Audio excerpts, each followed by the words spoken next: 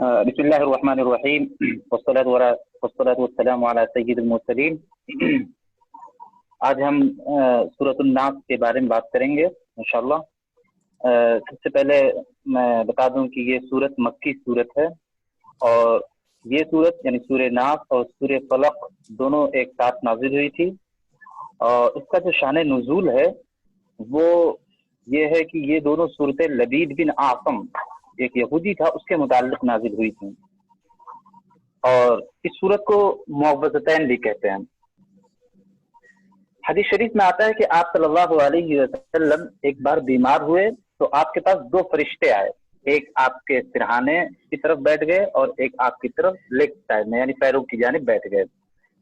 تو جو پیروں کی جانب بیٹھے ہوئے تھے انہوں نے سر والے سے پوچھا کہ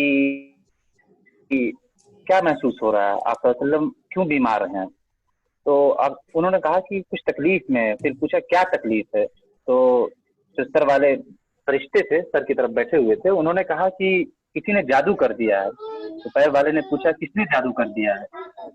تو انہوں نے بتایا کہ لبید بن اعصم ایک یہودی ہے، اس نے جادو کر دیا ہے، اور یہ بھی بتایا کہ ایک خاندان ہے وہاں کا ایک کنواں ہے، اس کنویں کے اندر اس نے ایک پتھر کے نیچے بالوں کے جوڑوں میں اس نے جادو کر کے رکھ دیا ہے۔ تو آپ صلی اللہ علیہ وسلم نے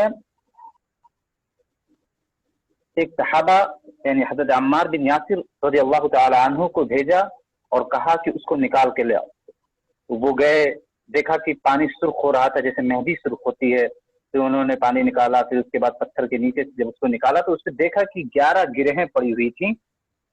تو پھر یہ سورہ نازل ہوئی اور کہا گیا کہ ایک ایک آیت پڑھتے جائیے، تو ایک ایک آیت جب پڑھتے گئے تو ایک ایک جو ہے گرہ اس کی کھلتی چلی گئی۔ اس طریقے سے جادو آپ صلی اللہ علیہ وسلم سے اتر گیا۔ یہ اس کا شان نزول ہے۔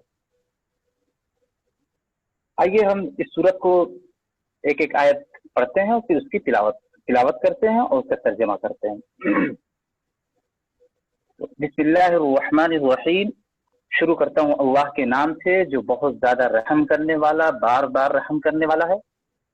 قل اعوذ برب الناس، قل کہہ دیجئے یعنی پڑھیے، اعوذ میں پناہ مانگتا ہوں، برب الناس لوگوں کے رب کی میں پناہ مانگتا ہوں، ملک الناس لوگوں کے جو بادشاہ ہے، لوگوں کا جو مالک ہے اس کی پناہ مانگتا ہوں، الہ الناس جو لوگوں کا حقیقی معبود ہے یعنی جو عبادت کے لائق ذات ہے اس کی پناہ مانگتا ہوں۔ کس بات سے پناہ مانگتا ہوں؟ من شر الوسواس الخناس، جو بار بار وسوسہ ڈالتا ہے، جو سامنے آتا ہے وسوسہ ڈالتا ہے اور پھر چلا جاتا ہے، اس کا جو شر ہوتا ہے اس سے پناہ مانگتا ہوں۔ الذی یوسوس فی صدور الناس، جو وسوسہ ڈالتا ہے، کہاں وسوسہ ڈالتا ہے؟ فی صدور الناس لوگوں کے دلوں میں وسوسہ ڈالتا ہے، من الجنۃ والناس، اور جو یہ ذات جو یہ شخص وسوسہ ڈالتا ہے لوگوں کے دلوں میں وہ کون ہوتا ہے؟ یا تو وہ جنات ہوتا ہے یا وہ انسانوں میں سے کوئی شخص ہوتا ہے۔ یہ اس کا مختصر ترجمہ ہے۔ اگر ہم اس صورت کو اوور آل دیکھتے ہیں تو ہمیں پتہ چلتا ہے کہ یہاں پر اللہ تعالی کی صفات کی پناہ مانگی گئی ہے۔ دیکھیے ہم نے یہاں دیکھیں تو رب الناس کہا گیا یعنی کہ لوگوں کا جو رب ہے ہم اسی کی پناہ مانگتے ہیں۔ کیوں؟ لوگوں کا رب جو ہے جو کھلاتا ہے، جو پلاتا ہے، جو پرورش کرتا ہے، جس کے اندر یہ طاقت ہے کہ وہ کھلا سکے، اسی کے اندر یہ طاقت ہے کہ وہ کوئی بیماری ہو تو اس کو دور کر سکے، کوئی جادو کیا ہو تو دور کر سکے۔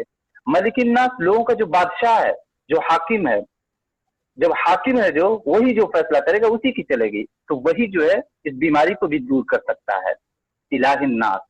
اور یہ وہی ذات ہے جو عبادت کی مستحق ہے، یعنی عبادت کیے جانے کی جو لائق ذات ہے وہ صرف اور صرف اللہ تعالیٰ ہے۔ تو وہی ذات جو سب سے بڑی ہے، سب سے زیادہ طاقتور ہے، سب کو کھلانے پلانے والی ہے، جو بادشاہ ہے، وہی جو ہے لوگوں کے وسوسے سے نکالنے والی ذات بھی ہے۔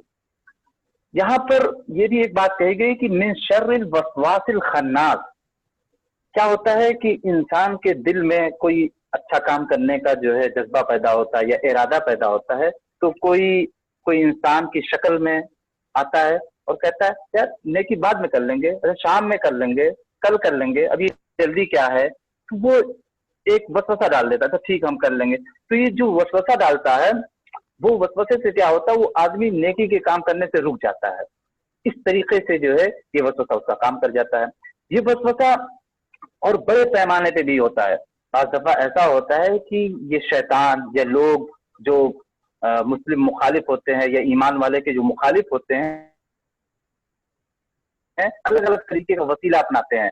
ऐसा होता है कि पहले तो वो नफरत करते हैं, बिल्कुल खुलकर नफरत करते हैं, लेकिन धीरे धीरे धीरे करके आप देखेंगे कि वो नफरत का तरीका बदल देते हैं, वो छुप छुपा कर नफरत करने लगते हैं।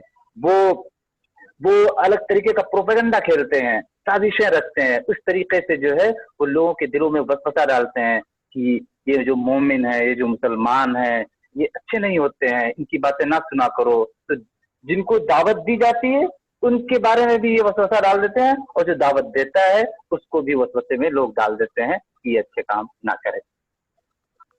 ये इसका मुख्तसरन सा तर्जुमा है और जो है इसकी तफसीर है। अगर किसी को कोई सवाल हो, कोई क्वेश्चन हो तो वो पूछ सकते हैं।